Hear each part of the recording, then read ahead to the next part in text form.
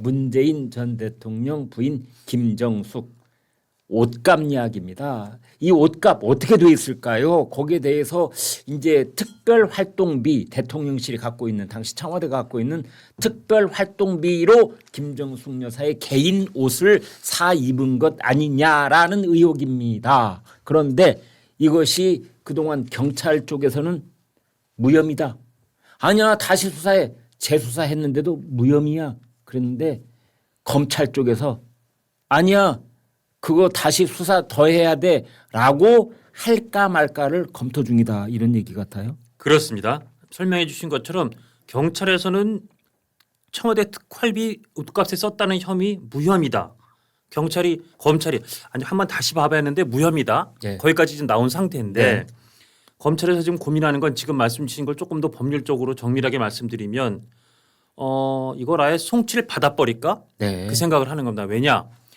옛날에는 경찰이 수사하면 무조건 뭐 혐의가 있든 없든 검찰에 송치해서 검찰이 최종 끝내는 그런 권한이 있었다가 그랬죠. 검경 수사권 조정하면서 지금은 경찰이 자체적으로도 무혐의 처리하는 경우가 있는데 네. 이런 경우에도 검찰이 보기에 문제가 상당히 심각하다고 할 경우에는 네. 그 재수사 한번 통보해서 재수하라 그러는데 또 영 그게 마땅치 않을 경우에는 너 그 사건 우리한테 송치해봐. 야 네. 검찰한테 넘겨봐. 라고 하는 경우가 있는데 그런 경우가 일단 재수하라 그러는데 재수를 아예 안 한다든지 네. 둘째 경찰이 재수한 결과만 놓고 봐도 경찰은 무혐의라고 하더라도 우리가 보기에 범죄 혐의가 명백히 있는데 네. 이렇다든지 아니면 경찰이 아무래도 법률적으로 조금 미흡할 수 있으니까 공소시효나 형사소추 요건을 놓고 뭔가 좀 오류가 있든지 이럴 때 이제 보내봐 그러는 건데 지금은 아마 아니 재수사가 제대로 안 된 것 같고 재수사 한 것만 봐도 혐의가 있어 보이는데 그런 취지로 송치해봐.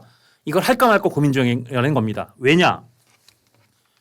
김정숙 여사를 첫 번째 수사 그리고 재수사 한 번도 부르질 않았어요. 아 그래요? 한 번도 안 정말로요? 불렀어요. 정말로 한 번도 안 아니 불렀어요. 김건희 여사는 6번이나 불렀잖아요. 그러니까 바로 그 부분을 지금 지적하는 겁니다. 하. 아니 그 지금 나온 보도만 보더라도 한 1년 5개월 네. 김 여사에게 그 옷과 장신구를 판매한 업체 압수수색 등을 통해서 김 여사 네. 측입니다.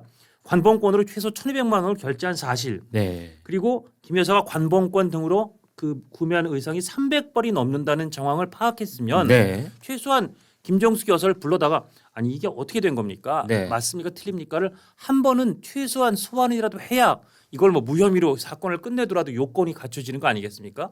그걸 안 했다는 거예요, 경찰이. 300벌이면 예. 옷 한 벌을 가령 100만 원을 잡으면은 300벌이면은 3억이 되는 거고. 그렇죠. 이걸 1,000만 원짜리 요즘 고가의 옷은 뭐 수천만 원씩 하잖아요. 예. 1,000만 원으로 잡으면은 30억이 되는 30억이 되고. 그렇습니다. 단순 그러니까 그 계산으로. 사이에 어디쯤 있겠군요. 액수를 총합을 따진다면. 뭐 이제 우리가 추정컨대. 네네네. 그렇습니다. 예.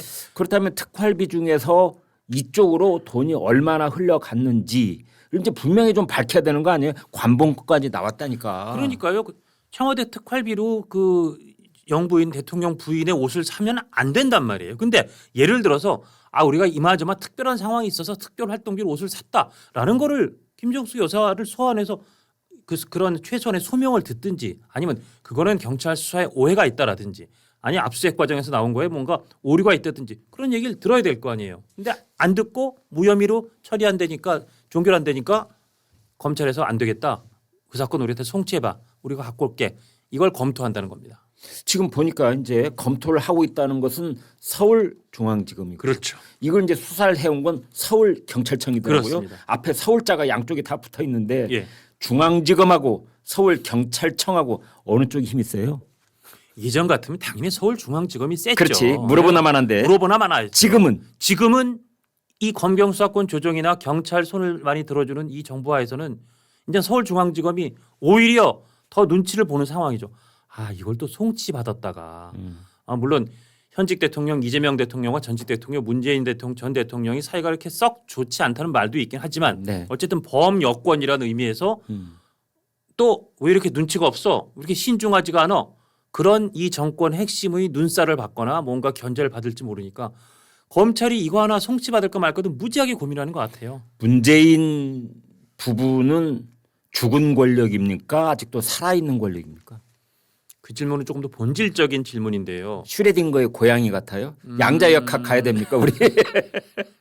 그 질문에 답을 굳이 한다면 오히려 살아있는 권력 같아요 요새. 아 그렇습니까? 뒤에도 다루겠지만 예. 지금 명청 갈등, 예. 현재 권력인 이재명 대통령과 미래 권력을 자칭 타칭하는 정청래 그리고 그 뒤에 있는 김어준 여기에 문재인 전 대통령이 같이 한편으로 묶여 있단 말이에요. 그렇다면 오히려 죽은 권력, 과거의 권력이 아니라 문재인 전 대통령은 전직 대통령 겸 미래의 권력의 하나의 기반 중 하나니까 죽은 권력이라고 말하기는 어려울 것 같습니다. 우리가 이제 이런 질문을 해보는 이유가 경찰이 됐든 검찰이 됐든 이제 전 대통령의 부인이 연관돼 있는 그리고 어떤 의미에서 특활비를 유용을 했다면 이건 김정숙 여사뿐만 아니라 문재인 대통령도 관련이 없을 수가 없는 문제 아닙니까? 그렇죠. 그렇다면 이제 이걸 검찰이든 경찰이든 눈치를 보느냐 마느냐 이제 우리가 이걸 좀 추정해 봐야 되는 것 아니겠어요? 그렇습니다. 바로 이제 그래서 물어보는 거고 예. 우리가 그 대답을 찾아가 보는 건데 예.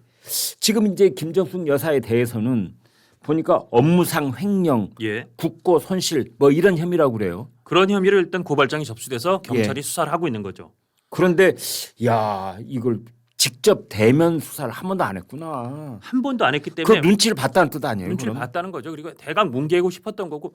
그러니까 저희가 이 자리에서도 몇 차례 지적했지만 경찰은 한 번도 살아있는 권력의 중심에 대해서는 제대로 된 수사를 한 경험이 없습니다. 그렇기 때문에 그 경찰에게 검찰의 통제나 검찰의 여러 가지 그 소위 데스크 없이 수사권을 독립시켜 준다는 게 문제가 많다. 그래서 제가 이건 거하게 횡재하는 일이 생길 거라고 주장을 했던 그런 일들이 지금도 벌어지고 있을 개연성이 굉장히 높다는 거고요. 그래서 아까도 잠깐 말씀하셨지만 많은 법조계에서 많은 사람들이 아니 민중기 특검은 그 김건희 여사를 먼지털이치고 탈탈 털어서 5번 6번 소환했는데 네. 이 김정숙 여사에 대해서는 소환도 없고 개조 압수수색도 안 하고 이렇게 수사를 종결할 수 있어? 이게 말이 돼? 라는 불만이 터져 나오는 거고요. 나아가 이러니까 경찰한테 수사를 시작했다가 자기네가 마음대로 끝내고 판단하고 할 권리를 독립적으로 독자적으로 주는 게 위험하다는 거를 다시 한번 여기서 우리가 목격하게 된다. 그런 얘기까지 나옵니다. 일각에서는 이런 분석도 하더라고요. 서울중앙지검이 수사를 이제 송치를 해라 예. 하는 걸 편들게 되면은 예. 검찰의 재수사 요구권을 편드는 것처럼 보일까봐 예, 예. 그래서 이재명 정부 사람들이 지금 입을 닫고 있는 거다 뭐 이런 말도 있어요. 그러니까 그렇게 볼 수도 있는 소지가 지금 말씀드린 것처럼 이재명 전 대통령과 문재인 전 대통령이 생각보다 사이가 좀 멀어져 있단 말이에요. 미묘한 관계가 있고 네. 그 우리가 뒤에도 짚겠지만 지금 정청래 조국 두 사람이 합당하는 논의에도 이재명 대통령 측은 제가 지난 시간에도 좀 강하게 짚어드렸습니다만 이재명 대통령 측은 사실 부글부글인 거고 네. 문재인 전 대통령까지 포함한 이 조국, 정청래, 김어준 여기는 합당해서 이재명 대통령의 권력이 뭐 레임덕 빠지든 말든 야, 우리가 미래 권력을 잘 해보자라는 이런 것으로 보이는 형국이다 보니 네. 사실 문재인 전 대통령 수사받고 곤란한 거를 굳이 현 권력에서 뭐 그렇게 아주 살펴봐주고 보호해줄 생각까지 없을 수 있는데 근데도 여기서 지금 이제 검찰 편을 들어주긴 말씀하신 것처럼 거봐 검찰의 보안 수사권이나 재수사권 이게 상당히 필요한 거잖아. 이럴까봐 이게 또 역학관계가 묘하게 꼬여 있는. 그러니까 제가 볼 때 실타래가 2번, 3번 꼬여 있는 상황이긴 한데 어쨌든 아주 그 복잡한 건 다 때려치고 아니 김건희 여사 이렇게 탈탈 털었던 수사기관이라면 수사라면 김정숙 여사에 대해서 탈탈은 안 털어도 최소한 요건은 가져서 개조 압수수색이나 소환은 해야지. 이 말에는 누구도 사실 크게 반발은 못할 것 같습니다.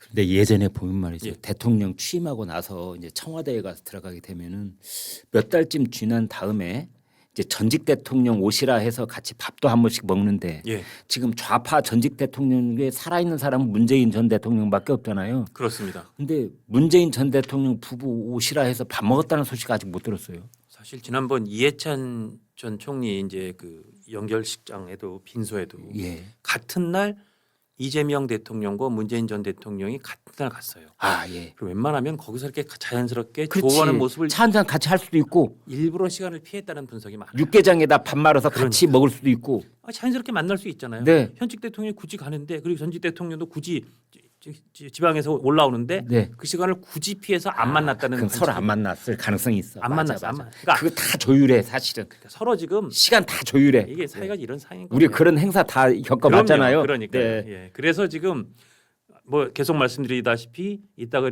합당 소위 그 더불어민주당과 조국혁신당의 합당 얘기 때 조금 더 짚겠지만 지금 전현직 대통령 사이에 전선이 굉장히 묘하게 꼬여 있다. 그게 지금 현재 이 전국을 바라볼 때 제일 중요한 관찰 포인트. 그걸 그 마음, 그러니까 그 현미경을 갖고 보면 아, 이 사람이 지금 왜 이러는구나. 저 사람은 왜 저런 말을 하는구나. 한준호는 왜 이러는구나. 이게 다 보인다는 거죠. 그래서 그렇군요. 그게 굉장히 중요한 그 리트머스 시험지고 현미경입니다. 네. 장원준 실장은 포인트 집어넣는데 도사입니다. 보살까지는 아닙니다만.